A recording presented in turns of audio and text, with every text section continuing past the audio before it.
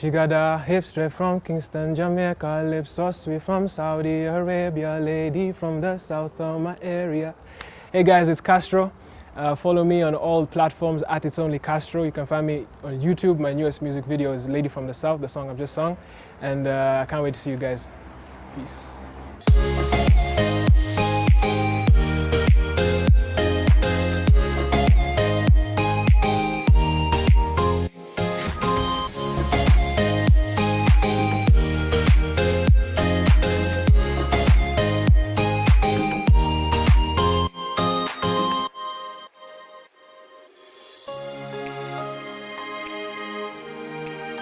Hey guys, welcome to yet another episode of Overcoming. I hope you're well. We are fabulous here.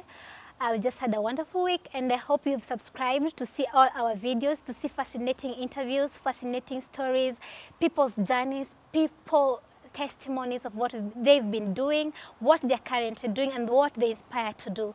Today on set we have one inspiring story from a young artist. He's going to talk about his journey. He's going to talk about his career in music. He's going to talk about the challenges he faced so far and so much more that you can't afford to miss. Please stay tuned and also remember to subscribe. Your subscription really helps the channel to grow. See you in a bit. Hey Castro. Hey, how are you? Karibu sana. Asante sana. Can you kindly introduce yourself to our viewers? Your name, your full name?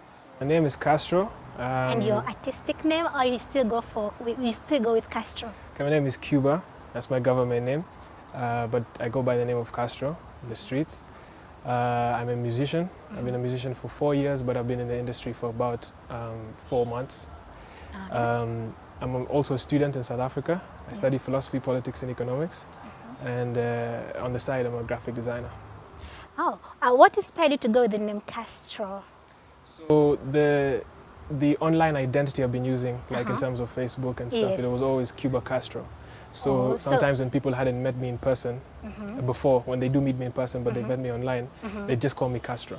Oh, so you didn't want to confuse them with the new identity and all that? Yeah, it can be a bit confusing. So it's something a bit familiar. Plus you can kind of relate it to my first name, Cuba. Yes. Yeah. So music, what inspired you to go in this industry? So for me, self-expression is a big thing, and I think music was one of the ways that I found was very fulfilling. You know?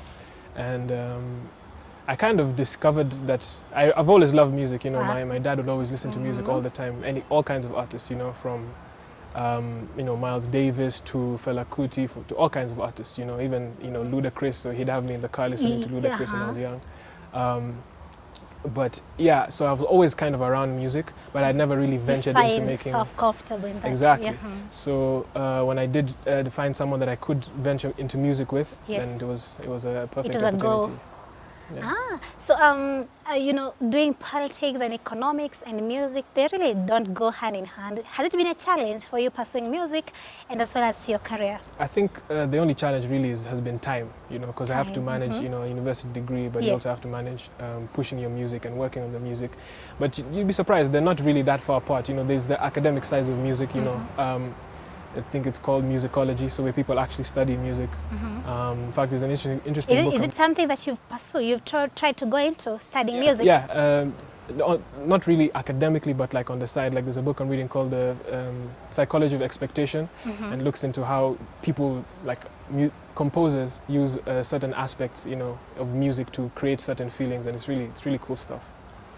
Would you say like this music is something that your family is into? So from it being in family, it kind of inspired you to try it out?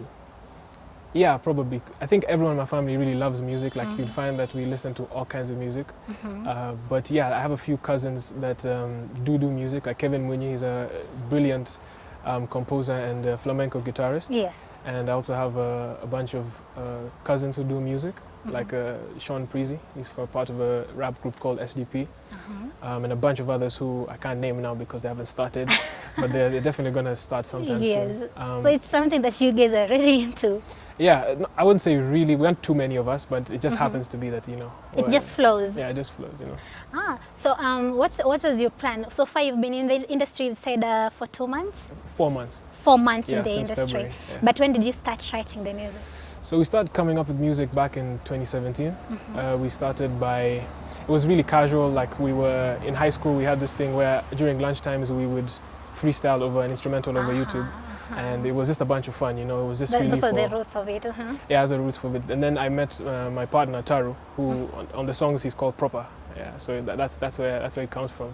And he really one day he sent me a beat, and one day I was like, you know, this is awesome. Instead of sending him, you know, text back that this is awesome, I sent it, like I rapped over it, I freestyled over it, and he's like, oh, this is even more awesome, you know. Yes. And this back and forth is really where it started. So we did that for like about a year, you know. Then we discovered we were really doing something. So you decided to go into it fully. Yeah, at some point we decided. Can you tell us about it? How has it been? Has there been any challenges like writing the music or the way to producing it and releasing it to public? I think generally speaking, there tend to be challenges. There's of course one of the basic ones is financial challenges. You know, you have to.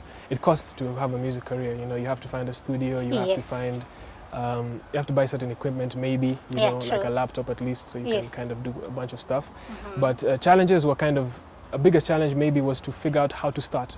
Yes. Like, you know, what do I need to do, you know, which is partly why it also took a bit of time, because, you know, we started in 2017 but released in 2021. Yeah, so that's some time. we spent a lot of time thinking about that, you know, so that was a kind of a challenge, but we figured it out in the end.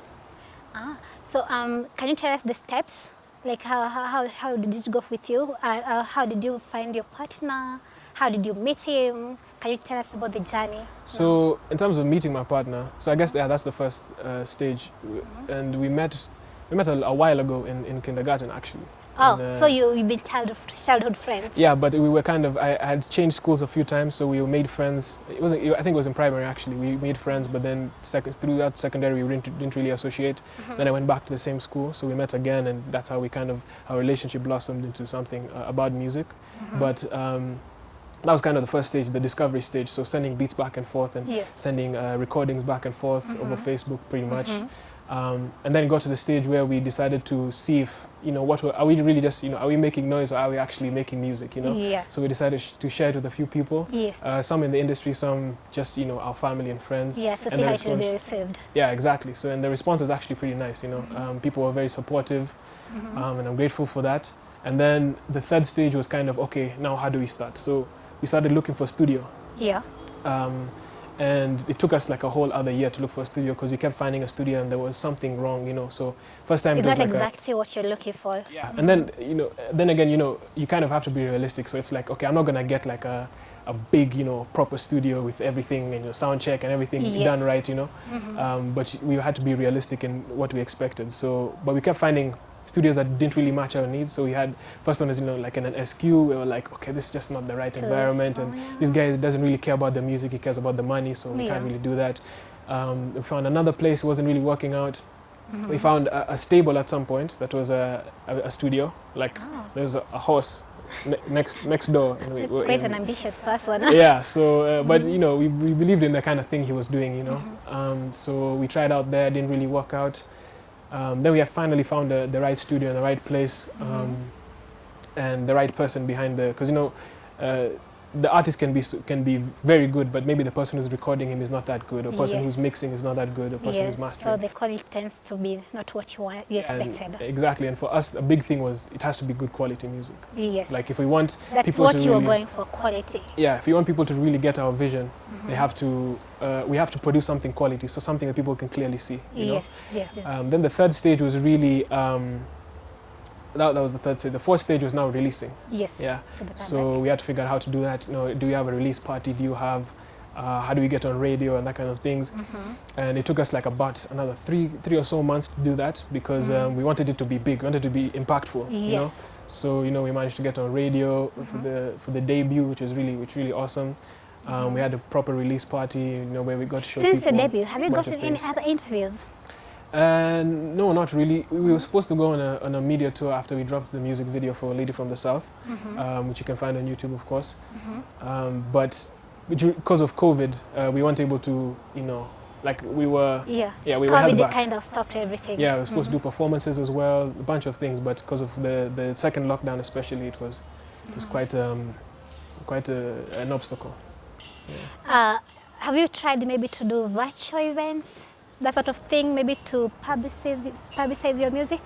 Not yet. It's something we're looking more into in terms of having like more interaction with fans. You know, maybe doing more Instagram lives and things like those, because it's an important part. You know, you realize that social media isn't everything when it comes to music. You know, because a lot of artists get fixated on how am I going to create content for my social media, get followers and all that. But what you really want is fans. Yes, you know, you don't want people who genuinely love your music. Exactly. So and a big part of interviews and performances and having all those kind of things is to connect with your fan base. So yeah, it's something we're definitely looking to. To date, how many songs have you written? Wow. Written to finish or just written in general? Written, the one that you're planning to produce at least.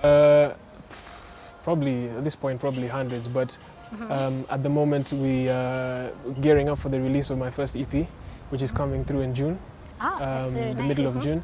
So we're looking at making that as big as possible, and it's really like has a lot of summer vibes, and it's some of the best music we made so far. So yeah. Now let us talk about Lady from South. From the South. Yeah. From the South. Yeah. The music, I've watched it in YouTube, and it's quite.